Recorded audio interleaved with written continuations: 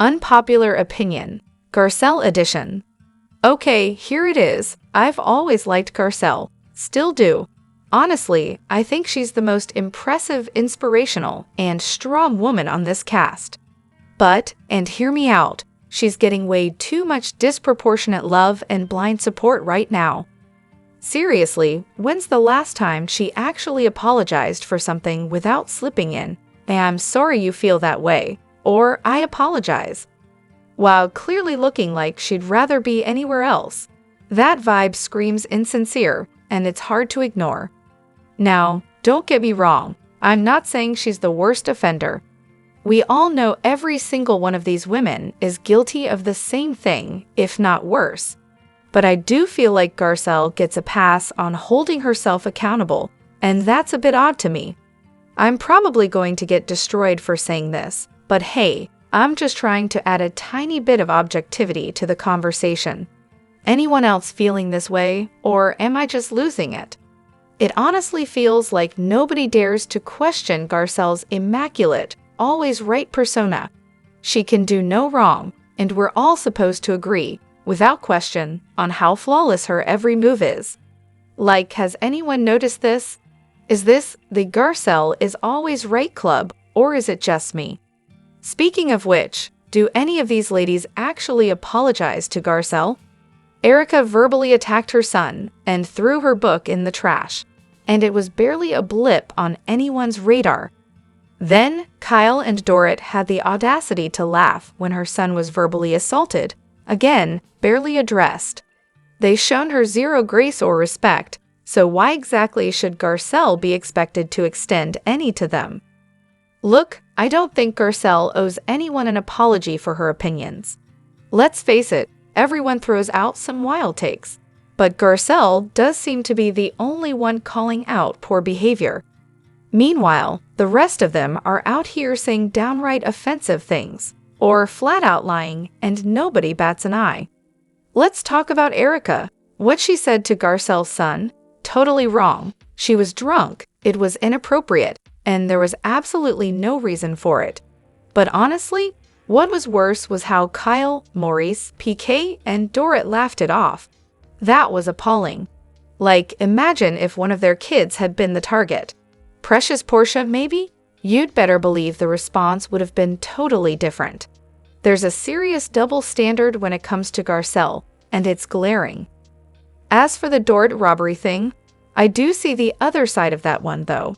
I love Garcelle more than Dorit, but I'd probably flip out too if someone publicly said my traumatic experience was staged or smelled fishy. I get why Garcelle said it from a fan's perspective, but still, maybe dial it back just a little bit. It's a very delicate situation. And seriously, what even is my flair?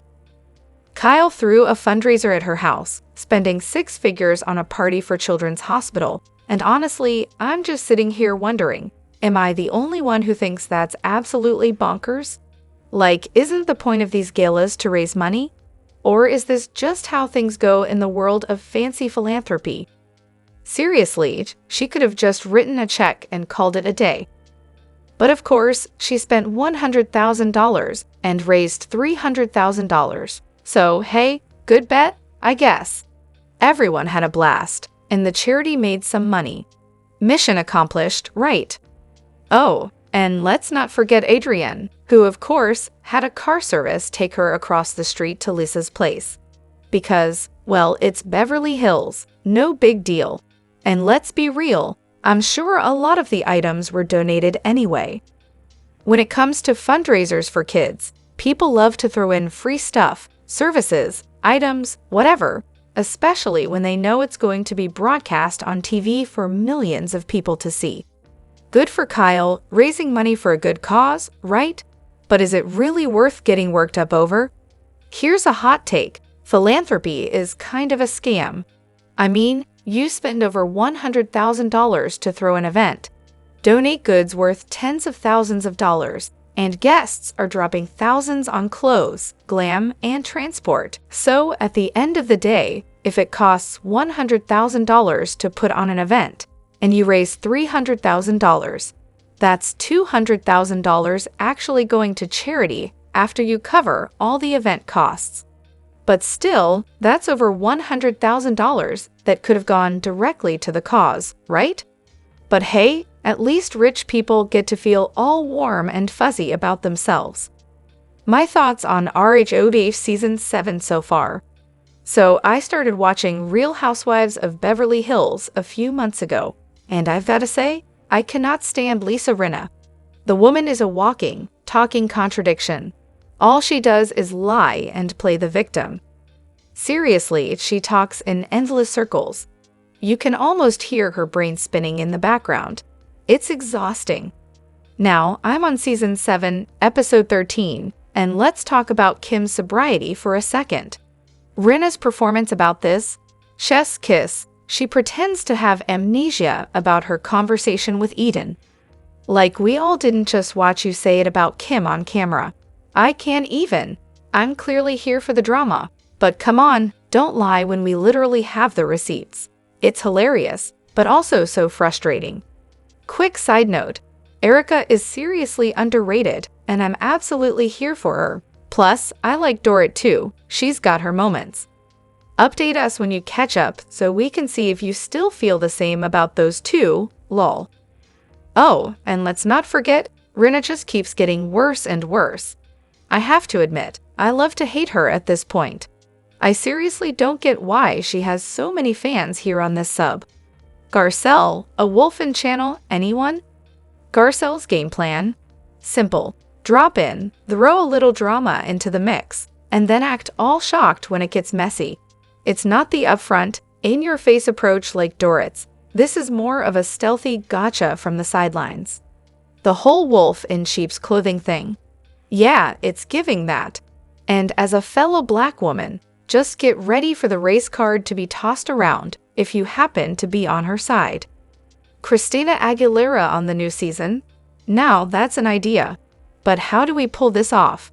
Maybe we can ease her in as a friend of to start, dip her toes in before fully committing. She's already tight with that crowd. Erica's pals with her, Melissa Gorga and Bethany, are in the mix too. Andy Cohen? Oh, they go way back. Plus, Christina's not really focused on music anymore, so why not dive into the reality TV game? She's living the Beverly Hills lifestyle already, rich, gorgeous, and ready for some drama. Honestly, I think she'd be an amazing fit. Have you heard her interviews? Hilarious. I'm not the only one who thinks she'd be a killer addition, right? Wait, this Christina Aguilera? Friends with Melissa Gorga? Am I mixing up my Christinas here? That's the most bizarre pairing if it's actually true. But hold on, why would she even want to be on this show? The voice made sense for her, but this feels random. It's not exactly the natural next step in her career, is it? Honestly, I can see Christina thinking Bravo is a bit beneath her. Maybe if she had her own docuseries, like the one Mariah Carey did on E! A few years ago, then sure. But an ensemble reality show? Nah, I'm not buying it. So I was rewatching the older seasons, and there's this one scene that's just painful to watch. Tom and Erica on a date. I mean, the lack of chemistry between them is painfully obvious. When they greet each other, it's this awkward cheek-to-cheek thing that, let's be real, is the kind of greeting women do when they're trying to pretend they're super excited to see someone. And Erica? Oh, she had way more chemistry with the LAPD chief that came to say hi. She was practically bouncing off the walls when he complimented her, full-on squealing and everything. In front of her husband, no less. Because, nothing says true love like squealing over another man when you're supposed to be on a date with your husband. And speaking of Tom, the poor guy got barely any acknowledgement from her. But hey, maybe that was just some creative editing, who knows? Honestly, we all know Erica married Tom for money, not love. She probably had as many affairs as he did, but hers were definitely a little more discreet. So I'm deep into season 11 and still waiting for someone to give me a solid reason to dislike Kyle. Seriously, the suspense is killing me. People are always talking about how awful she is, But so far, I've seen nothing that warrants the hate. I mean, I do love LVP. So when Kyle said, "Goodbye, Kyle," that was a tough moment. But even then, I kinda get where Kyle was coming from. Her delivery? Yeah, not great, but the sentiment, I can understand it. Other than that, though, I'm still scratching my head, trying to figure out why people seem to have such a vendetta against her. I mean, I really like her so far. It's like everyone on RHOBH videos just loves to dump on Kyle, and then, weirdly, rally behind Erica. I'm not even diving into the whole Erica lawsuit situation yet, since I'm trying to avoid spoilers, but let's be real here, innocent. Nah, Erica's playing tough, but she's just hiding behind that persona because, deep down, she's scared. She definitely needs a bigger closet to hide all those skeletons. But seriously, if you're still not seeing it, I don't know what to tell you. Erica's manipulation is so obvious by now. She's got this whole vibe where she thrives on everyone else's misery. She pretends to be friends with people, then stabs them in the back the second she doesn't need them anymore. This season, she even had to pull Dorrit into line like some kind of lapdog, showing her exactly what it's like to not be on the Erica train. It's like she's the leader of the bully brigade. Honestly, I can't even hate her. She's just so clearly uncomfortable with herself, constantly picking on everyone else to deflect. Plus, you know she's got some production strings to pull when it comes to controlling her narrative. But back to Kyle, I'm not giving up on her just yet. She's on her own journey, and honestly, I think she just needs to extend that same grace she expects from everyone else. Now, don't get me wrong, Kyle has definitely rubbed me the wrong way a few times.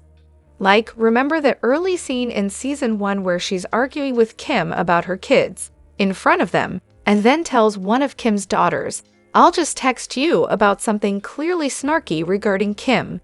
Even Kim's daughter is like, "Please don't," because yeah, even she can see how petty and immature that is. And when Kim calls her out on it, Kyle just laughs it off, like this is just her usual mean girl routine.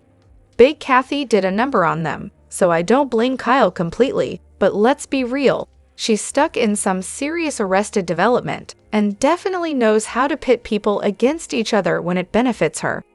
Garcelle really shot herself in the foot with her attempt to win favor by bringing fan opinions and public questions onto the platform. She quickly realized that fans were over the Fox Force 5 after LVP's departure, and she tried to use that to her advantage. A lot of the other housewives won't stoop that low, even when producers push them to. They know better, cross the line, and you'll be out of the group in no time, and that's terrible for business. Garcelle also made a habit of throwing shade in her one-on-one interviews, making harsh comments about the women that she'd never say to their faces. Housewives across the franchise lose respect for people who pull that move. You can't hide behind the confessional and expect to stay in the circle. Then there's the whole Sutton situation. Garcelle took forever to care for her, all while Sutton was behaving like a hot mess. Garcelle ignored the fact that Sutton struggled to connect with the others, never once wondering if Sutton would even be close to her if she had access to the rest of the group. Hate to admit it, but Erica had a point. Sutton's a liability. Garcelle made a huge misstep, and now I'm guessing her ego's bruised. She's having a hard time accepting her isolated place in the group, especially when Sutton's busy kissing Kyle's behind and Garcelle sitting at the reunion with no warm reception. Ouch. It's also clear Garcelle lacks self-awareness. She didn't seem to realize that Kyle didn't feel the need to be sweet to her at the reunion, considering Garcelle had been swiping at Kyle all season, making it clear that she wanted Sutton to go after her. If Garcelle doesn't see that, she's in denial. I'm no fan of Erica or Dorrit, but it's wild how people on Reddit ignore that Garcelle made her own mistakes. She left because it was her own fault, plain and simple. So Garcelle did her job, and the mean girls who are too busy pretending to be perfect behind their facades didn't appreciate it. Got it. I think Garcelle left on her own terms. She wasn't getting much from staying, and honestly, she looked bored. Plus, none of these friendships are happening off camera, so it wasn't that deep. Edit. Typo fix. Let's be real. She ran when she got confronted. Garcelle definitely wanted Sutton to go after Kyle, and she was pissed when Sutton refused. Denial is a dangerous thing when you think otherwise. The off-camera discussion could have been about Morgan's mental health and all the gossip she was dealing with. Same rumors were floating around between Teddy and Kyle, after all. Garcelle tried to out Kyle, and it was just embarrassing. She had no real storyline of her own, just being mean to Kyle and clearly jealous of Sutton's relationship with her. The truth is, Real Housewives is a social game. It's like Survivor, you can't just rely on one alliance year after year. Garcelle's social game was weak because, as you said, she chose to prioritize audience approval over building real relationships with the other women. It's obvious she didn't like most of them, except for Sutton. And even that relationship felt more strategic than authentic. You can't just be the voice of the audience. You have to actually be part of the group dynamic. That's something the ladies of Salt Lake, Old New York, and Miami get. I haven't watched Atlanta, but I'm guessing they understand this too.